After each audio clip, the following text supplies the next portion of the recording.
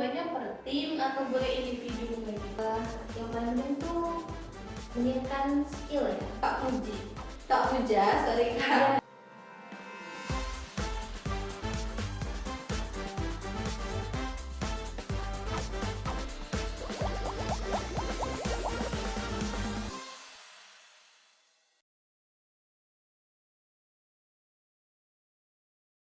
Halo Digipod semuanya, kembali lagi bersama aku Andini di Digipod, Digital Business Podcast.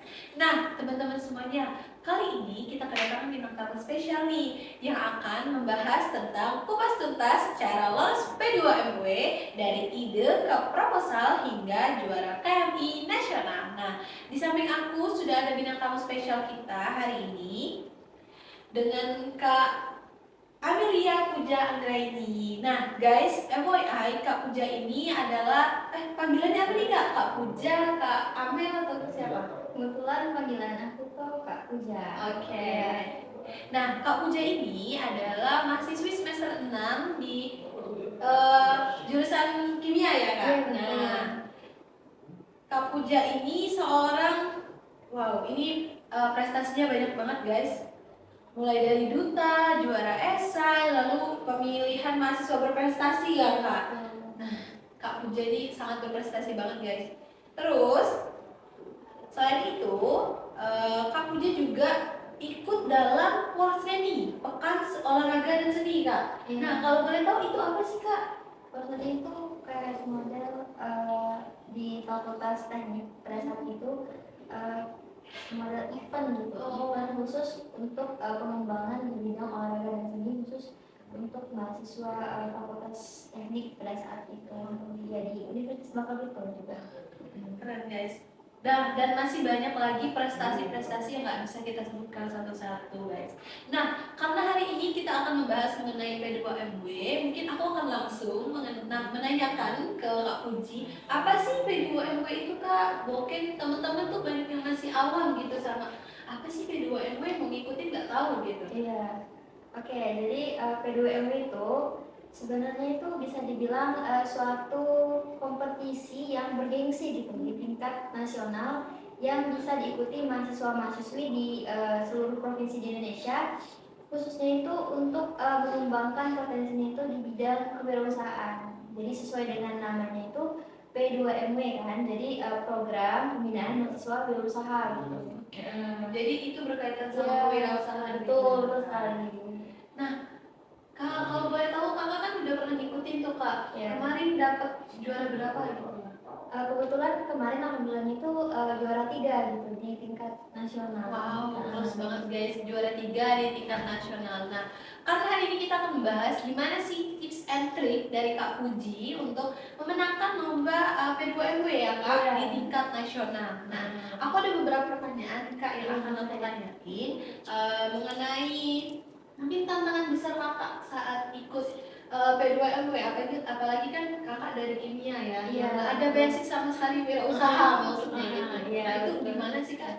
Oke, tantangan terbesarnya itu yang pertama itu adalah di waktu ya. Jadi kebetulan saya kan prodinya itu kimia gitu. Kimia itu identik dengan mengerjakan laprak lah ya. Oh iya. Ya, laporan praktikum, terus fit test juga. Nah itu tantangan terbesarnya itu adalah ketika pada saat waktu ingin mendaftar itu kan salah satu syaratnya itu kan adalah membuat suatu proposal gitu kan. Nah itu adalah tantangan terbesar bagi saya karena harus menyeimbangkan gitu, dimana waktu saya ketika untuk membuat proposal P2MW gitu, dimana waktu ketika saya mengerjakan tugas kuliah, kemudian lapra, kemudian fit test, dan ditambah lagi mengikuti perlombaan-perlombaan lainnya, dan tambah juga organisasi. Tantangan terbesarnya adalah di waktu untuk yang pertama. Yang kedua adalah tantangan terbesarnya itu adalah di tim ya. Jadi bisa sebisa mungkin untuk yang baru mengikuti itu carilah tim yang memang satu visi misi dengan kalian gitu. Karena P2MU ini bukan ajang bergengsi yang kayak esai atau KTI yang pada saat ini selesai itu udah, bukan. Tapi P2MU ini ajang yang memang bertahap gitu. Jadi memang ada tahap-tahapannya itu dan itu panjang. Jadi memang tantangan terbesarnya itu adalah waktu dan tim gitu ya. Untuk tim sendiri kan itu tuh memang lombanya per tim atau boleh individu kayak gitu Kak? Oke, jadi P2M ini basically lombanya itu harus tim gitu karena udah ada di panduannya juga karena P2M ini sama kayak contohnya PKN gitu, minimal dalam satu tim itu 3 orang atau maksimalnya itu 5 orang gitu, memang harus tim. Beda kasusnya misalkan kita mau ikut lomba esai, nah esai itu diperbolehkan kalau misalkan kita mau individu gitu. Sama kayak LKTI gitu ya. Nah, LKTI itu kebanyakannya itu agak beda sih dengan esai karena dia berkelompok juga kalau LKTI ya gitu sih. Berarti tantangan utamanya itu waktu sama tim ya Kak? Iya. Kakak gimana sih ngatasin pertama kan waktu tuh, apalagi kakak banyak ikut kegiatan, banyak ikut prestasi-prestasi, maksudnya kegiatan-kegiatan yang lain gitu, terus ditambah lagi P2MW, ditambah lagi kelas gitu, gimana sih kakak bagi waktunya gitu? Iya, itu sebelumnya nanya sering ditanyain ya. Nah, pertama itu caranya adalah kita itu harus tahu prioritas kita gitu. Pada saat hari ini prioritasnya itu misalkan P2MW, otomatis setidaknya kita itu ada menyicil sedikit untuk membuat proposal P2MW gitu. Kemudian juga misalkan pada saat deadline terdekat ada mau ngerjain maprak gitu karena dikumpulin dengan deadline-nya misalkan untuk pengalaman saya gitu kan. Dan itu harus dikerjain juga rapotnya gitu. Jadi intinya adalah cara bagi waktu itu adalah dengan kita tuh tahu prioritas kita itu yang mana pada saat waktu itu. Kita tuh kalau bisa kayak buat semodel list gitu. Oh misalkan dalam minggu ini waktu ini saya mau ngerjain ini gitu. Nah terkadang misalkan kita kan nggak selalu mood nih kan. Benar. Nah yang tadi kan nggak mood itu lebih baik saya saranin kerjain yang sesuai dengan mood saat itu. Walaupun misalkan di listnya itu harusnya ngerjain ini, tapi ketika moodnya ngerjain yang lain nggak apa-apa. Yang penting setidaknya kita itu mengerjakan, jadi nggak ada rasa penyesalan gitu kayak saya nggak ngerjain ini. Nah gitu. Kadang kan mahasiswa tuh apalagi kita kan mahasiswa yang udah tugas, kadang bagi waktu antara istirahat sama tugas aja tuh udah bingung gitu kan. Nah apalagi harus ditambah dengan kegiatan ini. Nah benar kata Kak Puji guys, berarti kita harus atur sistematis waktu antara dan harus cari prioritas. Mana sih prioritasnya? Apakah harus P2MW dulu yang kejar deadline atau tugas kita? Nah terus Kak, nah aku mau tanya nih, kan P2MW itu kan bertahap ya Kak? Iya. Proses seleksinya tuh gimana Kak? Oke, untuk proses P2M itu tahapannya itu kalau saya kan ngikutinnya dari tahap bertumbuh ya. Nah di tahap bertumbuh itu pertama kita akan mengikuti seleksi internal gitu. Nah seleksi internalnya itu di Universitas Bangka itu sendiri. Nah, itu nggak langsung masuk ke website kesejahteraan. Itu nanti ada website tapi kita belum ke situ. Nanti kita presentasi secara manual gitu kan. Nah nanti kalau misalkan udah diinfoin kalau misalkan proposal kita itu lolos di tingkat universitas, itu baru nanti kita buat akun, nanti dikasih, dan kita login, kita kumpulin tuh si proposalnya, nanti diisi juga data-data anggota segala macam kan. Nanti kalau udah tinggal tunggu tuh pemberitahuan dari si pihak pusat dari Kemendikbud kan. Nah kalau misalkan dinyatakan lolos, itu nanti ada keterangannya itu di website itu laman kesejahteraan, ada itu kayak lolos dananya gitu. Nah kalau udah gitu nanti tinggal tunggu penyaluran dananya gitu. Kalau udah dikasih misalkan dananya itu baru seiringnya berjalan waktu kita itu nanti ada bimbingan teknis, bimbingan, ada juga workshop dan mengisi misalkan dosen pembimbingnya ini, dosen pendampingnya ini, nanti ada 2 dosen, dosen pembimbing dan dosen pendamping gitu. Terserah, kalau pendamping itu ingat saya itu mentor gitu, nggak harus wajib. Nah kalau udah itu nanti kita itu buat laporan kemajuan gitu. Nah ketika udah buat laporan kemajuan nanti kita itu ada PKP 2, jadi penilaian laporan kemajuan, dan ini merupakan tahap yang sangat penting. Kenapa? Ini menentukan kita lolos setidaknya untuk ke KM Expo gitu. Nah, kalau misalkan kita bisa dibilang nggak serius, nggak maksimal, mungkin kemungkinan kecil untuk lolos gitu. Tapi kalau misalkan kita serius, kita maksimal, itu kita bisa kayak lolos gitu. Setelah itu misalkan dinyatakan lolos, di pada saat pengumuman itu baru kita persiapan ke prepare ke Expo. Nah, untuk daerah itu nanti diberitahuin lagi. Kalau tahun kemarin itu di Kendari, di Universitas Halus gitu. Nah, setelah di pergi di depan di KM Expo itu nanti kita ya selayaknya wirausahawan kayak berjualan, terus presentasi juga terkait proposal kita.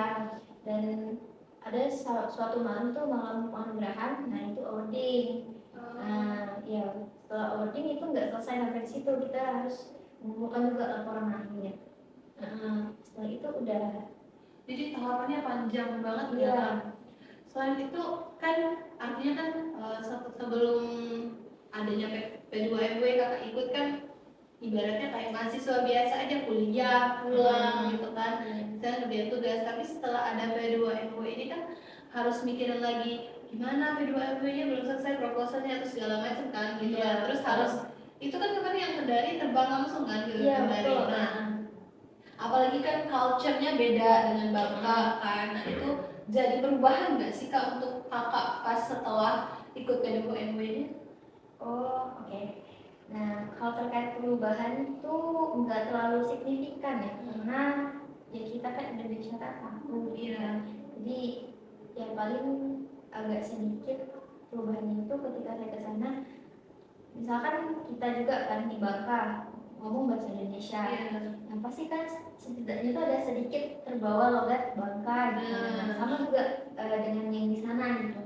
Terus juga ketika ikut P2MW yang perubahan yang terbesar itu adalah kita itu kan jadi banyak relasi kan. Nah, ketika kita banyak relasi itu bisa meningkatkan penjualan dari usaha kita gitu. Kayak misalkan pada saat di sana kan seluruh mahasiswa di Indonesia. Nah, itu bisa kita kayak, oh kamu dari universitas ini ya, kami ada produk ini. Jadi secara nggak langsung itu meningkatkan relasi dan juga meningkatkan penjualan. Jadi bukan hanya kita mempresentasikan produk dari sana sendiri, tapi juga kita itu berhasil menjual produk itu dengan jumlah yang lebih banyak gitu. Untuk perubahan sih yang saya lihat di sana. Nah, karena hal itu kalau misalkan kalian punya passion gitu di bidang wirausaha ya nggak apa-apa, dilanjutin aja untuk mengikuti ke perlombaan P2MW gitu, karena sangat bagus. Dan juga kan kalau kita kan mungkin secara langsung juga mau menambah income juga sedikit untuk membantu orang tua. Benar. Ya itu cocok banget. Lagi kan mahasiswa, apalagi masih tinggal sama orang tua kan, kayak mau minta uang bensin kayak baru banget minta gitu udah minta lagi kan gak enak kan. Jadi harus dapat income sendiri gitu ya kak. Kalau dari sisi kegiatan nih kak, kan setelah P2MW selesai kan, berarti kan masih ada, habis selesai P2MW itu apakah ada lanjutannya mungkin kak, atau bikin stand kak, atau kayak gimana untuk itu? Oke. Jadi setelah selesai P2MW itu kebetulan pada saat itu kan ada UBB Award ya, yang acara MBKM semuanya itu kan ada kan, voting UBB lah istilahnya. Nah itu kami disuruh untuk menjual kembali gitu produk kami. Jadi enggak berhenti situ aja, tapi harus menjual kembali produk kami dengan dalam keadaan itu di stand gitu. Dan di sana juga alhamdulillahnya juga produk kami itu terjual dengan jumlah yang bisa dibilang banyak.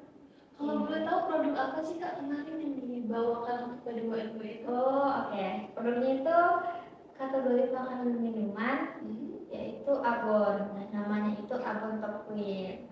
Nah, abonnya dari ikan gitu kak? Iya. Jadi abon tokwir itu sebenarnya abon biasa dari ikan, tapi yang membedakannya itu adalah ikan manyung khas Bangka Belitung dan juga ada kandungan madu kelawar khas Bangka Belitung gitu. Dan yang paling pentingnya itu adalah abon tokwir ini noble purpose-nya, jadi kayak tujuan mulianya untuk mencegah stunting, dijadikan makanan sehat dan juga meningkatkan apa ya, bisa dibilang meningkatkan, Stamina bukan, kayak meningkatkan perekonomian di Bangka Belitung lah istilahnya. Iya. Berarti Heeh. purpose-nya yang Iya, dilihat dari juri betul. itu. Karena kan kami tuh memberdayakan ibu-ibu di sini untuk membuat produk kami gitu. Jadi kan bisa meningkatkan perekonomian, nah kan kayak memberikan pekerjaan gitu ke ibu-ibu di sini gitu. Nah, untuk kan itu kan berarti kan harus bikin stand kan, harus bikin Iya. jualan lagi. Nah, itu tuh berlangsung sampai sekarang atau gimana Kak? Atau misalnya ada stand aja baru bikin atau gimana? Iya. Untuk keberlanjutannya ya, sustainable-nya itu untuk sekarang itu tergantung dari ada tidaknya stand gitu. Karena kan berhubung yang anggotanya itu dominannya itu 4 ini kan semester 6. Iya, Nah, jadi jadi semester akhir yang iya betul. udah ruwet sama mau skripsi mau ini gitu. Iya betul. Bener-bener. Jadi memang kalau misalkan ada stand baru gitu di jual gitu. Oke, berarti itu wirausahanya bergantung pada stand ya Kak untuk saat ini. Iya. Karena kan yang pemiliknya juga kan udah semester 6 gitu. Iya. Jadi nah kan dari kita sendiri kan kebanyakan itu mungkin masih semester 2 atau nanti maba bakal semester 1 bakal mau ikut gitu kan. Nah itu bisa nggak Kak berlangsung mungkin lama gitu sampai mungkin mereka bikin apa ya store sendiri kayak gitu. Nah itu bisa nggak dari situ?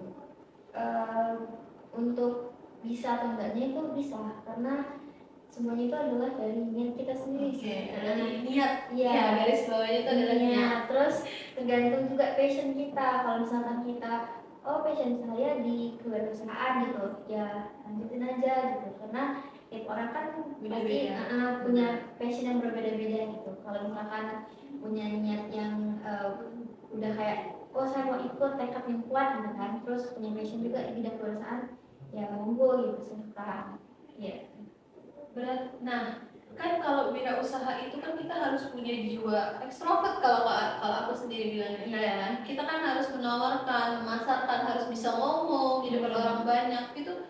Nah, dari kakak sendiri, kakak tuh tipe yang introvert atau gimana Kak? Sampai kan apalagi ketika di Kendari, ketemu orang banyak, ketemu relasi baru yang kita harus, kalau orang bilang tuh zaman sekarang SKSD, sok kenal sok deket gitu Iya, kan. betul sekali. Nah, itu kan pasti ada, aduh gimana ya cara ngomong gitu kan, gimana ya cara interaksinya. Kadang kita pun sesama teman agak, aduh gak enak lah ngomongnya kayak gitu kan. Benar. Apalagi pas kita ketemu orang baru dengan culture yang berbeda, dengan istilahnya budayanya beda gitu kan. Kalau orang Bangka kan udah biasa nadanya tinggi gitu kan. Kalau orang Jawa kan pelan gitu kan. Nah itu gimana sih Kak, kakak mengatasinya mungkin atau nge-control diri kakak untuk bisa lah gitu. Nah itu gimana Kak? Oke, sebenarnya jujur aja ya, kalau saya tuh dites gitu kan, ambivert, jadi setengah introvert dan setengah lagi extrovert gitu. Jadi saya tuh bisa terkadang jadi pribadi extrovert dan bisa jadi introvert.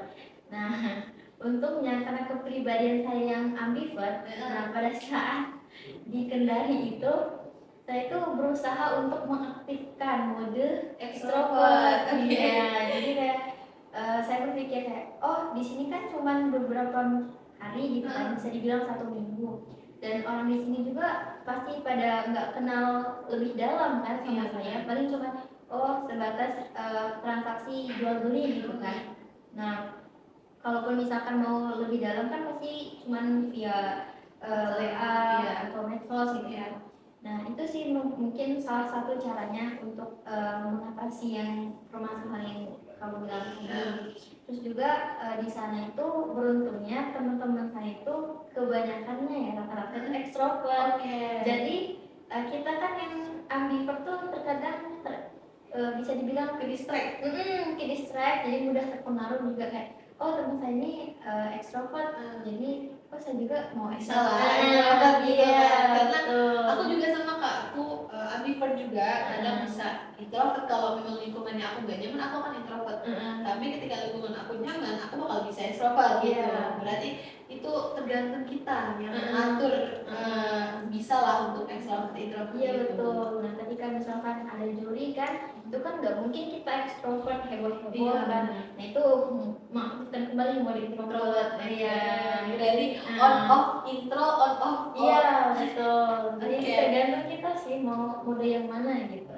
Nah, back to topik Kak, aku mau nanya, kan ketika Kakak kendari itu kan pasti banyak banget momen yang terjadi gitu lah. Iya. Apalagi kan selama seminggu gitu kan.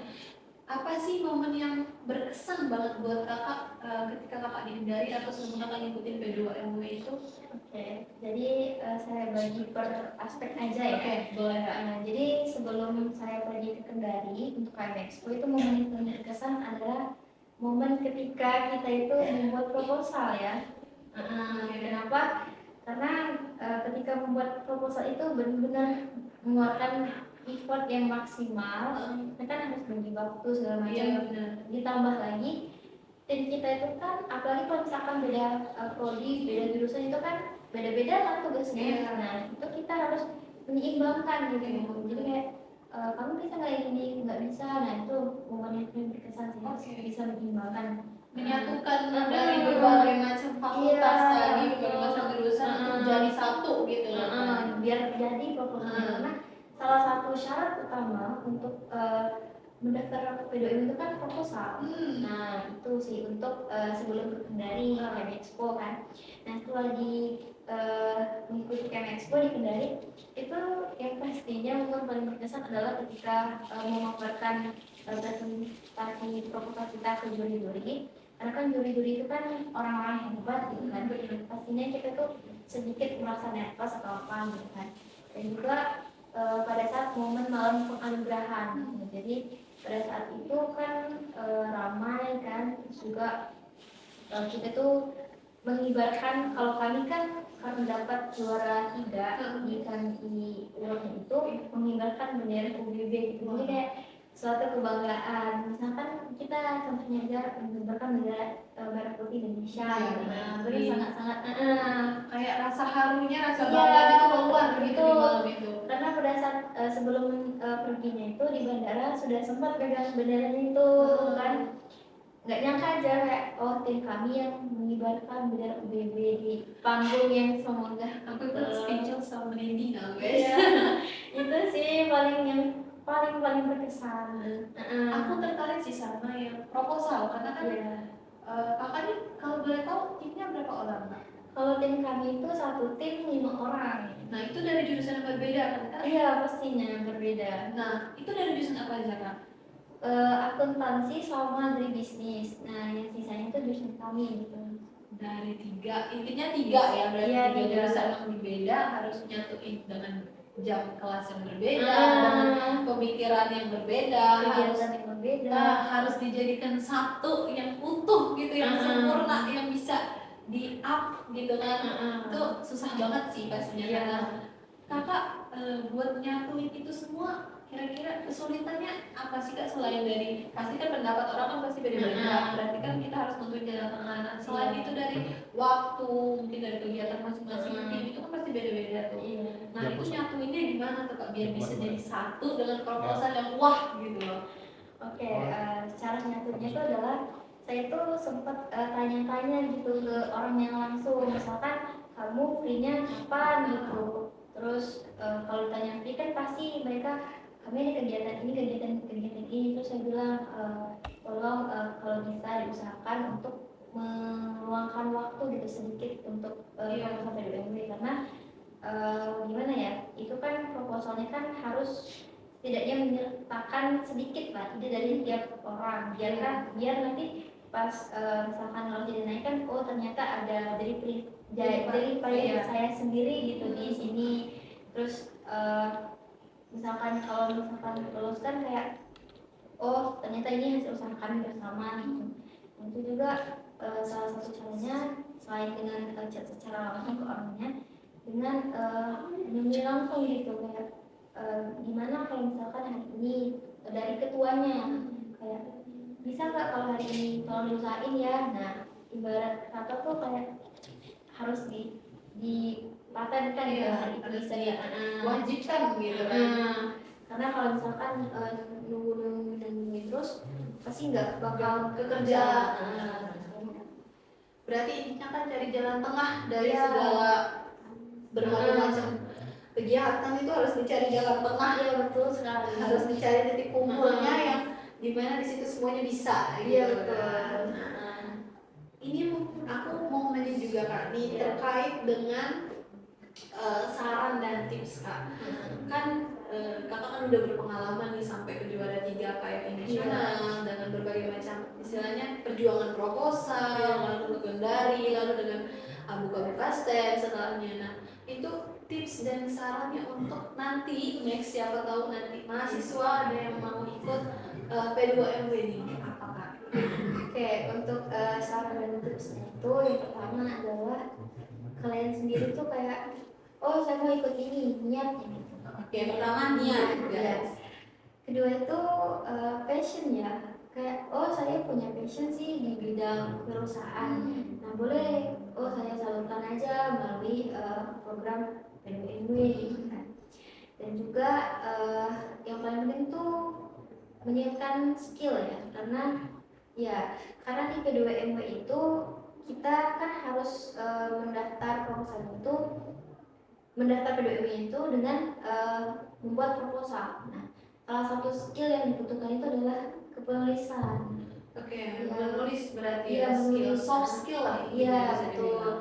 Jadi kayak misalnya kita tahu lah basic, oh kaidah tata bahasa sesuai EYD begini, terus minimal proposalnya rapi, terus ide-idenya juga kan harus unik gitu. Terus juga skill yang kedua itu adalah skill public speaking ya. Nah, itu kan jadi permasalahan besar nih Iya. kalangan mahasiswa kan, karena beralasan dengan introvert lah, Iya. nggak bisa lah mau depan yang padahal itu sebenarnya bisa dilatih gitu ya. Iya, bisa dilatih.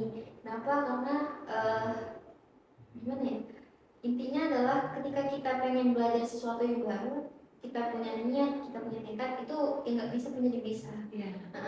Karena di public speaking itu kenapa penting? Karena pada saat di KMI Expo itu kan kita mempresentasikan. Nah itu presentasinya depan juri ya. Setidaknya kita punya public speaking untuk menyampaikan apa yang kita tulis itu ke jurinya gitu. Terus juga skill yang dibutuhkan itu adalah skill marketing ya pastinya. Itu susah banget untuk punya skill, karena kan banyak orang pertama dari introvert tadi kayak susah lah untuk ngomong, nggak enak gitu lah kan ngomong. Terus kan marketing nggak sesimpel itu gitu ya kan, harus benar-benar dipelajari supaya produk kita tuh laris gitu kan. Nah itu jadi tantangan juga ternyata Kak. Iya, skill marketing yang paling sederhana sih mulainya dari memulai untuk jadi jiwa ekstrovert. Itu akrab gitu ke orang. Kayak misalkan aku ada produk ini loh, kamu mau lihat gak atau tertarik gak buat cobain? mau tester Kak gitu ya. Iya, gitu. Paling untuk skill itu sih yang awal itu skill kepenulisan, kemudian skill public speaking, dan yang terakhir itu skill marketing ya. Paling itu aja sih. Intinya adalah saran dan tipsnya adalah niat dan tekad dari kalian sendiri gitu. Jadi guys, aku rangkum dari segala macam tips yang sudah diberikan Kak Puja ya. Sorry Kak, aku takut salah nyebut Puji tadi. Kak Puja adalah yang pertama niat itu yang utama ya Kak. Iya betul. Terus adalah diri kita sendiri gitu loh, passion kita. Terus soft skill, dimana soft skill kita tuh kayak mulai penulisan, lalu public speaking dengan marketing. Nah dari kakak sendiri nih kan penulisan ya. Kalau misalnya nulis secara biasa kita basic gitu lah kan. Tapi kan proposal itu ribet gitu loh, dengan segala macam bahasanya yang harus baku, dengan EYD-nya yang harus benar gitu. Bukan butuh sih, lebih ke kayak susah nggak sih kakak untuk nulis ini tuh harus kayak gini atau bikin ruwet kayak gitu kan? Ya pasti bikin ruh ya, karena basically proposal P2M itu kan ada panduannya gitu, dan berhubung pada saat itu kan pertama kali terjun ke P2M gitu, jadi kayak ini gimana ya, harus gimana. Nah disitulah jiwa-jiwa pengen tahu itu aktif gitu, cari sendiri misalkan kayak internet, YouTube, atau tanya sama cutting, terus sama terus pembimbing kami gitu. Nah, paling itu sih kalau dibilang ribet atau sulit sih sulit, cuman karena udah ada niat di awal, udah terjun, ibaratnya tuh kalau udah terjun ya udah selesaiin sampai akhir. Lanjut basah begitu Iya lah kan. betul, nah, ya gitu sih. Berarti dari segala macam itu semuanya akan ada jalan kalau niat kita memang di situ gitu Iya. kan. Nah, guys, jadi poin penting dari Kak Puja, sorry Kak, Kak Puja adalah untuk P2MW adalah yang pertama niat. Karena segala sesuatu bisa terjalankan kalau niat kita memang benar-benar, terus passion kita, lalu soft skill kita yang harus kita latih, mulai dari penulisan, menulis, lalu public speaking dan marketing. Nah, kan kita tadi udah ngomongin banyak nih Kak. Aku mau tanya ke Kakak, mungkin produk Kakak itu ada media sosialnya nggak Kak? Ada. Nah, mungkin boleh kasih tahu Kak ke teman-teman semuanya apa biar nanti kita suruh follow dan biar bisa lihat-lihat gitu, oh ini contoh P2MW yang udah berhasil gitu loh Kak. Jadi media sosial untuk produk abon kami itu kalau di Instagram itu abon top queen, sebenarnya itu cari aja abon top queen. Kemudian untuk di YouTube, TikTok, di WA itu juga abon top queen. Jadi cari aja Instagram itu abon top queen. Nah, nanti kalian boleh cari guys di Instagram. TikTok ada nggak? Ada. Biasanya kan Gezi ada identik dengan TikTok gitu Iya. kan, scroll 24 jam. Nah, kalian bisa cari Abon Top Queen ya kan. Betul. Nah, untuk nomor WhatsApp-nya nanti kita taruh di description mungkin ya. Iya. Nah, jadi mungkin itu aja mungkin tips and trick dari Kak Puji pada hari ini. Aku terima kasih banyak ke Kak Puji karena udah menyempatkan waktunya untuk hadir pada podcast kita hari ini. Nah, jadi jangan lupa guys, terkait dengan tips and trick yang sudah diberikan Kak Puji tadi, jangan lupa dilaksanakan dan dilakukan ya. Oke, terima kasih banyak Kak Puji. Oke, berakhir juga podcast kita pada hari ini. Saya Adelia Andini. Sampai jumpa dan jangan lupa like, komen, dan share ya. Bye-bye.